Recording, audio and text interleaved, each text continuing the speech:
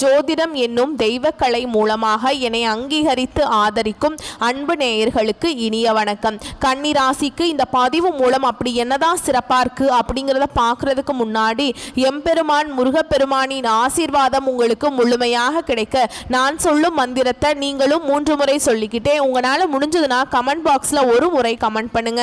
ஓம் முருகா போற்றி, ஓம் முருகா போற்றி, ஓம் முருகா போற்றி. என்னை படைத்து உன் மக்களுக்கு சேவை செய்ய அனுப்பிய கந்தா கடம்பா கதிர்வேலா, என் ஜோதிடம் பழிக்க மனதார பாதம் தொட்டு வணங்குகிறேன். தினமும் உங்களுக்கு கிரகநிலை மாற்றத்தால் வரக்கூடிய சுப பலன்களை அறிய கட்டாயம் சப்ஸ்கிரைப் பண்ணி பெல் பட்டன் அப்புறம் ஆல்னு ஆப்ஷன் இருக்கும், அதையும் கொடுத்து வச்சிருங்க.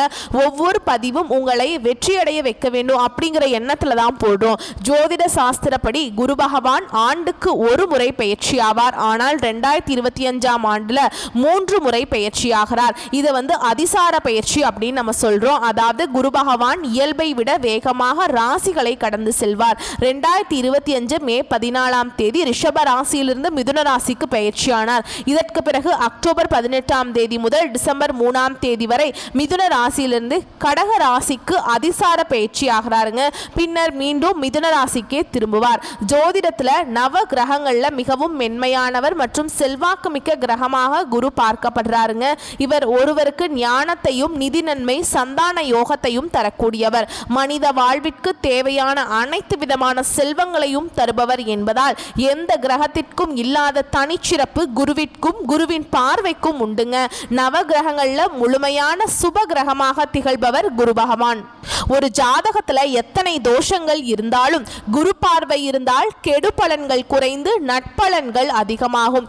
எனவேதான் ஜோதிட சாஸ்திரத்துல குரு பார்க்க கோடி நன்மை அப்படின்னு சொல்றாங்க. குரு இருக்கும் இடத்தை விட ஒரு ஜாதகத்தில் குரு பார்க்கும் இடத்துக்கே பலன் அதிகம். சரிங்களா? ஒரு ஜாதகத்துல குழந்தைகளின் நிறைய அறிய முடியும் என்பதால் இவரை புத்திரக்காரகன் அப்படின்னு சொல்றாங்க. மனிதனின் அனைத்து தேவைகளையும் நிறைவு செய்யும் பணத்திற்கு அதிபதி என்பதால் தனக்காரகன்னு சொல்றாங்க.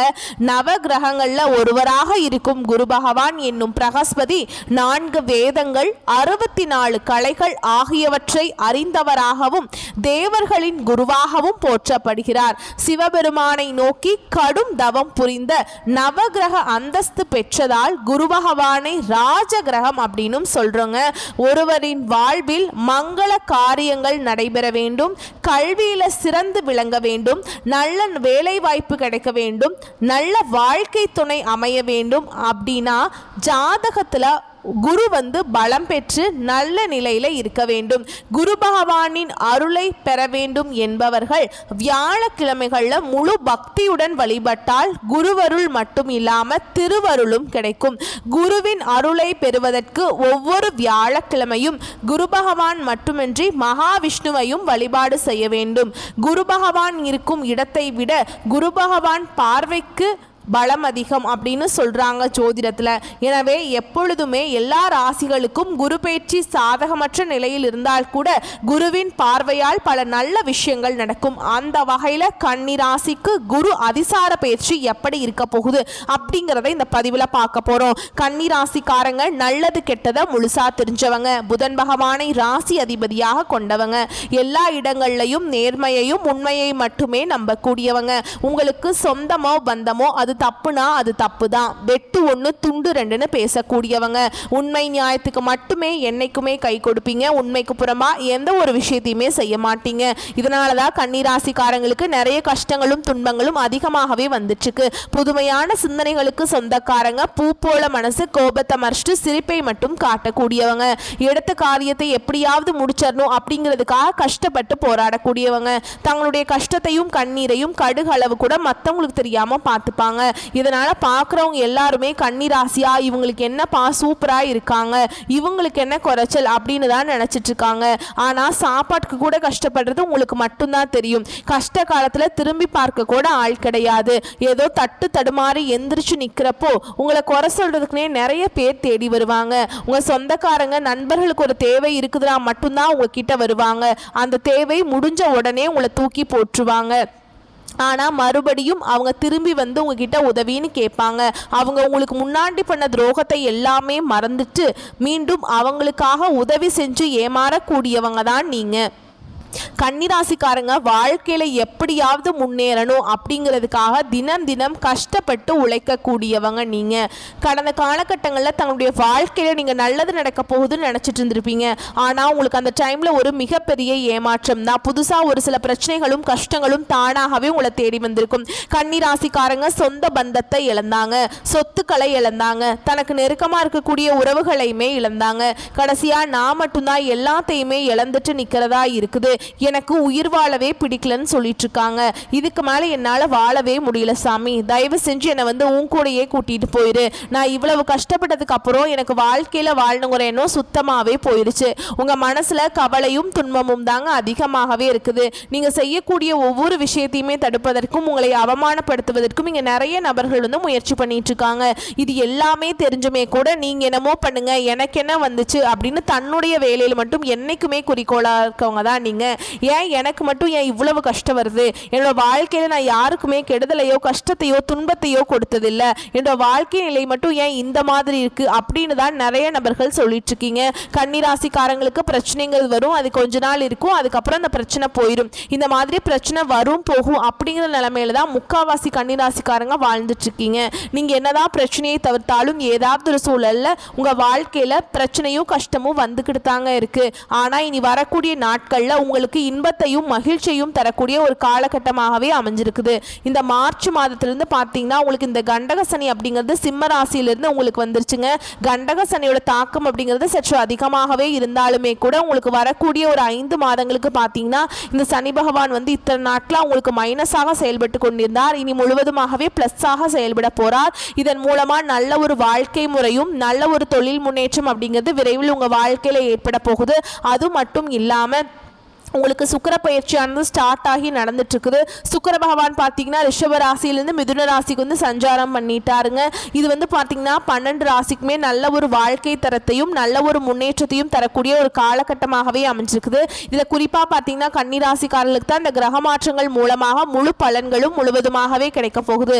அது மட்டும் இல்லாமல் இத்தனை நாட்களாக பார்த்தீங்கன்னா இந்த குரு பயிற்சியோட பலன்கள் மட்டும் உங்களுக்கு கிடைக்காம இருந்தது. இந்த வருட கிரகங்களுடைய மாற்றங்கள் மூலமாகவும் குரு பயிற்சியோட பலன்களும் குருவுடைய அதிசார பேச்சோட பலன்களும் முழுமையாக கிடைக்கிறதுனால கன்னிராசிக்காரங்களுக்கு இனி வரக்கூடிய ஒரு 5-6 மாதங்களுக்கு நல்ல ஒரு ராஜ்யோகத்தை தரக்கூடிய ஒரு காலகட்டமாகவே பார்க்கப்படுது. உங்க வாழ்க்கையில கடந்த காலகட்டங்களில் நீங்க எதையெல்லாமே இழந்துட்டு கஷ்டப்பட்டு இருக்கீங்களோ அது அனைத்தும் பெறக்கூடிய ஒரு காலகட்டமாகவே பார்க்கப்படுது. கடந்த காலகட்டங்களில் நல்ல ஒரு வேலைங்கிறது கிடைச்சிருக்காது. ஏதோ ஒரு கிடைக்கிற வேலைக்கு ஒரு 10,000 சம்பளத்துக்கோ 15,000 சம்பளத்துக்கோ பிடிக்காத ஒரு வேலையை செஞ்சுட்டு இருந்திருப்பீங்க. ஆனா இனி வரக்கூடிய நாட்களில் நீங்க படிச்ச படிப்புக்கு ஏற்ற மாதிரியும் உங்களுக்கு பிடிச்ச மாதிரியுமே பார்த்தீங்கன்னா நீங்கள் ஒரு அரசாங்க வேலைக்கு ட்ரை பண்ணாலும் சரி, இல்லை ஒரு ஐடி ஜாபோ பிரைவேட் ஜாபோ பேங்க் ஜாபோ நீங்கள் எங்கே வேலைக்கு ட்ரை பண்ணாலும் அந்த ஜாப் அப்படிங்கிறது உங்களுக்கு நிச்சயமாக கிடைக்க போகுதுங்க. கோர்ட்டு கேஸுன்னு ரொம்ப நாட்களாக வந்து அலைஞ்சிட்டு இருக்க சாமி, வாய்தா மேலே வாய்தா போயிட்டுருக்கு. கேஸ் பார்த்தீங்கன்னா போட்டு 5 வருஷம் ஆகுது, 10 வருஷம் ஆகுது, 15 வருஷம் ஆகுது. வக்கீலுக்கு தான் லட்சமாக செலவு பண்ணிட்டு இருக்கோம், தீர்ப்பே எங்களுக்கு கிடைக்க மாட்டேங்குது, கேஸே முடிய மாட்டேங்குது அப்படின்னு நிறைய நபர்கள் சொல்லிட்டு இருப்பீங்க. வரக்கூடிய நாட்களில் விரைவில் உங்களுக்கு சாதகமாகவே தீர்ப்பு வரப்போகுது. சொத்து பிரச்சனையும் உங்களுக்கு சாதகமாகவே முடியும். சனி பகவானுடைய பார்வை உங்களுக்கு நேரடியாகவே இருக்குது. இதன் மூலம் வருமானம் அப்படிங்கிறது பல வழிகளில் வரும். தொழிலில் லாபம் சற்று அதிகமாகவே கிடைக்கும். அரசியல்வாதிகளை பொறுத்த வரைக்கும் புதிய பொறுப்புகள் புதிய பதவிகள் எல்லாமே தானாகவே உங்களை வந்து சேரும். ராகுவால உங்களுடைய செல்வாக்கு உயரும், உடல் ஆரோக்கியம் மேம்படும், சங்கடங்கள் நீங்கும். மறைமுகமாக உங்கள் தொழில் வாழ்க்கையிலும் சரி இல்லற வாழ்க்கையிலும் சரி நிறைய நபர்கள் வந்து தொல்லை கொடுத்திருப்பாங்க. இனி அவங்களுடைய தொந்தரவுங்கிறது முழுவதுமாகவே இருக்காது. கடந்த காலகட்டங்களில் நீங்களும் ஒரு கம்பெனியில் இரவு பகல் பார்க்காம உழைச்சிட்டு இருந்திருப்பீங்க. உங்களுடைய சொந்த கம்பெனியாக நினச்சி வேலை செஞ்சுருப்பீங்க. ஆனால் உங்களுக்கு இது நாள் வரைக்கும் சரியான ஒரு அங்கீகாரம் அப்படிங்கிறது நீங்கள் வேலை செய்யக்கூடிய இடங்கள் மூலமாக உங்களுக்கு கிடைச்சிருக்காது. உங்களுக்கு அப்புறம் வேலைக்கு வந்திருப்பாங்க, அவங்களுக்கு நிறைய சலுகைகள் எல்லாமே இந்த கம்பெனி கொடுத்துருக்கும். ஆனால் இனி வரக்கூடிய நாட்களில் உங்களுக்கு பார்த்தீங்கன்னா சம்பள உயர்வு பதவி உயர்வு உங்களுக்கு மேலே இருக்கக்கூடிய அதிகாரிகளுடைய ஆதரவு முதற்கொண்டு உங்களுக்கு கிடைக்க போகுது. இனி உங்க வார்த்தைக்கு மதிப்பு மரியாதை கிடைக்கும். அந்தஸ்துல நீங்க எதிர்பார்த்த உயர்வுக்கு போக போறீங்க. இனி நினைச்சது எல்லாமே நடக்கும். தொழில் வியாபார தடைகள் அனைத்தும் விலகும். லாபம் அதிகமாக கிடைக்கும். முன்னேற்றம் உண்டாகும். வரவேண்டிய பணம் விரைவில் கைக்கு வந்து சேரும். குடும்பத்தில் நெருக்கடிகள் விலகும். செல்வாக்கு அந்தஸ்து உயரும். வெளிநாட்டு முயற்சிகள் வெற்றியை தரும். தெய்வ சிந்தனை அதிகமாக இருக்கும். பெரியோருடைய உதவிகள் கிடைக்கும். உறவில் இருந்த சண்டை சச்சரவு முழுவதுமாகவே விலகும். புதிய நண்பர்கள் உங்களுக்கு உதவி செய்வாங்க. தொழிலை ஏற்பட்ட நெருக்கடிகள் நீங்கும். இயங்கும். முடங்கி கிடந்த நிறுவனங்கள் மீண்டும் இயங்கும். வியாபாரத்தில் எதிர்பார்த்த லாபம் கிடைக்கும். புதிய தொழில் தொடங்கக்கூடிய முயற்சிகள் கண்டிப்பாக உங்களுக்கு வெற்றியை தரும். கடந்த காலகட்டங்களில் கன்னிராசிக்காரங்களுக்கு திருமண நிலை அப்படிங்கிறது நிறைய பிரச்சனையும் சிக்கலையுமே அதிகமாக செஞ்சிருப்பீங்க. அதில் குறிப்பாக பெண்களுக்கு ஏதாவது ஒரு வகையில் திருமணம் அப்படிங்கிறது அடைஞ்சிருது. ஆனால் கன்னிராசி ஆண்கள் தான் ரொம்ப ரொம்ப பாவம். ஏன்னா வயது பார்த்தீங்கன்னா 30, 33, 35, 38 வயது வரைக்குமே நிறைய ஆண்கள் வந்து திருமண நிலையை அடையாமல் கஷ்டப்பட்டு இருக்கீங்க. கண்டிப்பாக வரக்கூடிய நாட்களில் நீங்கள் எதிர்பார்த்த மாதிரியே நல்ல ஒரு வரன் அப்படிங்கிறது விரைவில் உங்களுக்கு அமைய போகுது. வாழ்க்கை துணையை இழந்த கன்னிராசி ஆண்களோ பெண்களோ அடுத்து வந்து இரண்டாவது திருமணம், அதாவது செகண்ட் மேரேஜ் பண்ணலாமா வேண்டாமா அப்படிங்கிற ஒரு மிகப்பெரிய குழப்பத்தில் இருப்பீங்க. அப்படி இரண்டாவது திருமணம் பண்ணும்போது சொந்தக்காரங்க தப்பாக பேசிடுவாங்களா, ஊர்க்காரங்க தப்பாக நினச்சிருவாங்களா, இல்லை நம்ம கேரக்டர் தப்பாக பேசிடுவாங்களா அப்படின்னு நிறைய நபர்கள் வந்து இரண்டாவது திருமணத்தை பற்றி யோசிக்காமல் இருக்கீங்க. ஏன்னா இப்போ இருக்கக்கூடிய பொருளாதார சூழலும் இப்போ இருக்கக்கூடிய காலகட்டத்தையும் வச்சு பார்க்கும்போது ஒரு சிங்கிள் பேரண்டால் இந்த சொசைட்டியில் சர்வே பண்ணுறது ரொம்ப ரொம்ப கஷ்டங்க. நீங்கள் எதிர்பார்த்த மாதிரியே நல்ல ஒரு மறுவாழ்க்கை அப்படிங்கிறது விரைவில் உங்களுக்கு அமையும். குழந்தை பாக்கியத்துக்காக எங்கே கன்னிராசி நேயர்கள் பார்த்தீங்கன்னா எங்களுக்கு மேரேஜ் ஆகி 3 வருஷம் ஆகுது சாமி, 5 வருஷம் ஆகுது, 8 வருஷம் ஆகுது, நாங்களும் போகாத ஹாஸ்பிட்டலில் பார்க்காத ட்ரீட்மெண்ட் இல்லை, வாரத்தில் 3 நாள் கோவிலுக்கு போய் வழிபாடு செஞ்சுட்டு வந்துட்டு இருக்கோம், எங்களுக்கு குழந்தை பாக்கியமே இல்லை சாமி அப்படின்னு தான் நிறைய நபர்கள் சொல்லிட்டு இருக்கீங்க. இந்த 2025 முடிஞ்சு 2026 நீங்கள் அடியெடுத்து வைக்கும் போது விரைவில் உங்களுக்கு குழந்தை பாக்கியம் அப்படிங்கிறது நிச்சயமாக உண்டாகும். பிரிந்திருக்கக்கூடிய கணவன் மனைவி எல்லாமே டிவோர்ஸ்க்கெல்லாம் அப்ளை பண்ணிட்டு வெயிட் பண்ணிட்டு இருப்பாங்க. நீங்கள் மீண்டும் ஒரு முறை ஒன்றாக சேர்ந்து பேசக்கூடிய வாய்ப்பு கிடைக்கும் பட்சத்தில் கண்டிப்பாக இருவரும் ஒன்றாக இணைந்து வாழ்வீங்க. கடந்த காலகட்டங்களில் காதலில் அதிகமான தோல்வியை சந்திச்சது யாருன்னு பார்த்தீங்கன்னா இந்த 12 ராசியிலே கன்னிராசிக்காரங்க தான் அதிகமான தோல்விகளை சந்திச்சிருப்பீங்க. ஏன்னா காதல் ராசினாவே அது கன்னிராசி அப்படிங்கிற ஒரு நேம் எல்லாம் பார்த்தீங்கன்னா முன்னாடி ஒரு காலகட்டங்களில் இருந்தது. ஆனால் இப்போ பார்த்தீங்கன்னா அது முழுவதுமாகவே தலைகீழாக மாறி போச்சு. நல்லா லவ் பண்ணிட்டு இருப்பாங்க, திடீர்னு ஒரு சண்டை சச்சரவு மூலமாக அந்த ஈகோ பிரச்சனை மூலமாக அந்த லவ் வந்து பிரேக்கப் ஆகிருக்கும் சரிங்களா. ஆனால் இப்போ வீட்டில் போய் சொல்லும்போது பெற்றோர் வந்து உங்களுடைய காதலுக்கு தடையாக இருந்திருப்பாங்க. இல்லை கேஸ்ட் வேறையாக இருக்குது, நல்ல வசதி இல்லை, நல்ல வேலை இல்லை, ஏதோ ரீசன் சொல்லி பெற்றோர்களும் தட்டி கழிச்சிருப்பாங்க. ஆனால் இனி வரக்கூடிய நாட்களில் உங்களுடைய காதலை நீங்கள் வெளிப்படுத்தும் போது அந்த காதல் கண்டிப்பாக கைகூடும். வீட்டில் போய் சொல்லும்போது பெற்றோர்களே உங்களுக்கு முன்னாடி நின்று திருமணம் செய்து வைக்கக்கூடிய வாய்ப்புகளும் அதிகமாகவே உள்ளது. இனி வரக்கூடிய நாட்களில் கடினமான காரியத்தையுமே சுலபமாக செஞ்சு முடிச்சிருவீங்க.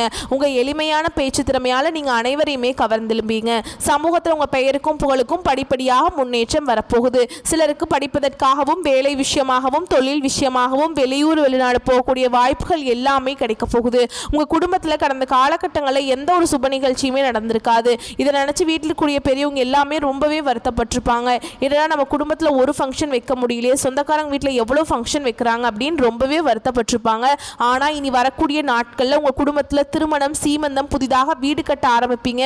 கிரக பிரவேசம் போன்ற சுப நிகழ்ச்சிகள் எல்லாமே தொடர்ந்து உங்க குடும்பத்துல நடக்க போகுது. கன்னிராசியை பொறுத்த வரைக்கும் நீங்க ஆண்களோ பெண்களோ அரசு வேலையோ தனியார் வேலையோ கூலி வேலையோ நீங்க எதிர்பாராத வருமானம் அப்படிங்கிறது உங்களுக்கு இரட்டிப்பு மடங்காக கிடைக்க போகுது. சேமிப்பு அப்படிங்கிறது பல மடங்காக உயரப்போகுது. இதன் மூலமாக கடந்த காலகட்டங்களில் ஏற்பட்ட கடன் பிரச்சனை அனைத்தும் கன்னிராசிக்காரங்களுக்கு முழுவதுமாகவே நிவர்த்தியாக போகுது. இந்த 2025 முடிஞ்சு 2026 நீங்க அடியெடுத்து வைக்கும் போது ஒரு பைசா கடன் இல்லாம அனைத்து விதமான கடனையுமே கட்டி முடிக்கக்கூடிய அளவிற்கு நல்ல ஒரு பொருளாதார முன்னேற்றம் அப்படிங்கிறது வரக்கூடிய ஒரு 6-7 மாதங்களுக்கு நல்ல ஒரு ராஜ்யோகத்தை கொண்டுள்ள ஒரு நாட்களாகவே கன்னிராசிக்கு பார்க்கப்படுதுங்க. இனி வரக்கூடிய நாட்களில் உங்களுடைய வளர்ச்சி அப்படிங்கிறது யாருமே எதிர்பார்க்காத அளவுக்கு ஒரு மிகப்பெரிய ஒரு அசுர வளர்ச்சியாக இருக்க போகுது. உங்கள் குடும்ப உறவுகளும் உங்களுடைய சொந்தக்காரங்களுமே உங்களுக்கு எதிரிகளாகவும் துரோகிகளாகவும் மாறக்கூடிய வாய்ப்புகள் அதிகமாகவே உள்ளது.